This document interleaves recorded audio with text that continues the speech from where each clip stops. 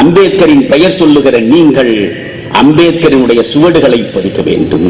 நீங்கள் சோனியா காந்தியோட சமரசம் செய்து கொள்கிறீர்களே, பிறகு உங்களுக்கு எதற்கு அம்பேத்கர் படம் என்று கேட்கிறேன். நீங்கள் பிரபாகரனை பற்றி பேசுவது உண்மை என்றால்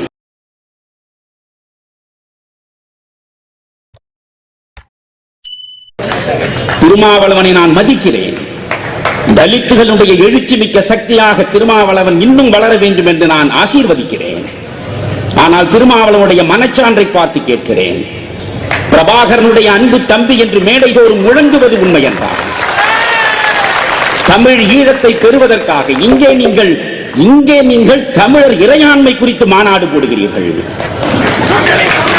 தமிழர் இறையாண்மை குறித்து மாநாடு போடுகிற நீங்கள் காங்கிரசின் பக்கத்திலே கைகோர்த்து நின்றபடி எந்த இறையாண்மையை காக்க புறப்பட்டிருக்கிறீர்கள்? எந்த இறையாண்மையை காக்க புறப்பட்டிருக்கிறீர்கள் கேட்கிறேன் நான். கேவலம் ஒரு நாடாளுமன்ற உறுப்பினர் பதவியில் என்ன கண்டுவிட்டீர்கள்? நண்பர்களை இவற்றையெல்லாம் சகித்துக் கொள்ள எனக்கு ஆகவில்லை. ஆனால் கேட்டுக்கொண்டிருக்கிறோமே நாம். அம்பேத்கருடைய பெயரை சொல்ல வேண்டும் என்றால் அடிப்படையான ஒரு தகுதி வேண்டும். என்ன தெரியுமா? சமரசம் இல்லாத வாழ்வு. சமரசம் இல்லாத வாழ்வு. காந்தியடிகள் 18 முறை உண்ணாவிரதம் இருந்தார் இந்த மண்ணில். 18 முறை காந்தி உண்ணாவிரதம் இருந்தார். உங்களுக்கு காந்தியை பிடிக்கிறதோ இல்லையோ அது வேறு கதை. ஆனால் காந்தி உண்ணாவிரதம் இருக்கிற பொழுதெல்லாம் ஒரு கோரிக்கையை முன்னே வைத்து உண்ணாவிரதம் இருப்பார். ஒன்று கோரிக்கை நிறைவேற வேண்டும் அல்லது செத்து மடிய வேண்டும். பேருக்கு உண்ணாவிரதம் இருந்துவிட்டு 5 நாட்களுக்கு பிறகு முடித்துக் கொள்ளுகிற உண்ணாவிரதத்தை காந்தி இந்த மண்ணுக்கு காட்டவே இல்லை. அப்படித்தான் திலீபனை சொல்லுங்கள். திலீபன் இருக்கிற திசை நோக்கி தொழுங்கள். திலீபனை நினைத்து பாருங்கள். நான் சொல்வது அதுதான். நீங்கள் காந்தியடிகள் இன்றைக்கு நீங்கள் பூனா ஒப்பந்தம் குறித்து பேசுகிறீர்கள். தலித்துகளுக்கு விரோதியாக மகாத்மா காந்தியை காட்டுவதற்கு முனைகிற ஒவ்வொரு தலித்து தலைவரும் பூனா ஒப்பந்தம் பற்றி பேசுவார்கள்.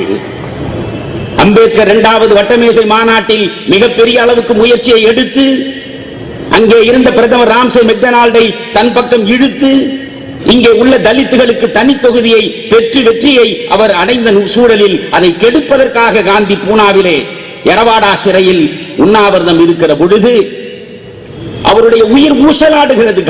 காந்தியை பொறுத்தவரையில் ஒன்றவர் கோரிக்கை நிறைவேண்டும் அல்லது அவர் சாக வேண்டும். தள்ளாத வயதில் உயிர் ஊசலாடுகிறது. ராஜாஜி ஓடுகிறார். நண்பர்களே, இந்தியாவிலே இருக்கிற அனைத்து தலைவர்களும் தலித்து தலைவர்கள் உட்பட காந்தியிடமும் அம்பேத்கரிடமும் மாறி மாறி பேசுகிறார்கள். கடைசியில் அம்பேத்கர் என்ன செய்தார் யோசித்து பாருங்கள். காந்தி செத்தாலும் தன்னுடைய கொள்கையிலிருந்து விடுபடுவதற்கு அம்பேத்கர் தயாராக இல்லை. ஆனால் காந்தி சாவை தருவினாலும் அந்த கோரிக்கையிலே இருந்து விடுபடுவதாக இல்லை. 2 பக்கமும் 2 பேரும் அப்படி நின்றார்கள். பிறகு கடைசியில் அம்பேத்கர் கொஞ்சம் இறங்கி வந்தார். எதற்காக தெரியுமா? காந்தி என்கிற மனிதனின் உயிரை காப்பாற்ற வேண்டும் என்பதற்காக அல்ல.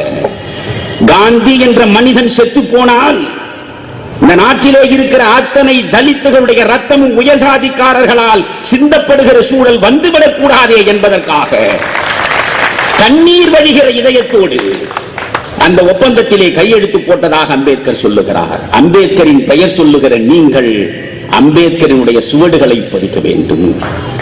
அம்பேத்கர் காந்தியோட சமரசம் செய்யவில்லையே.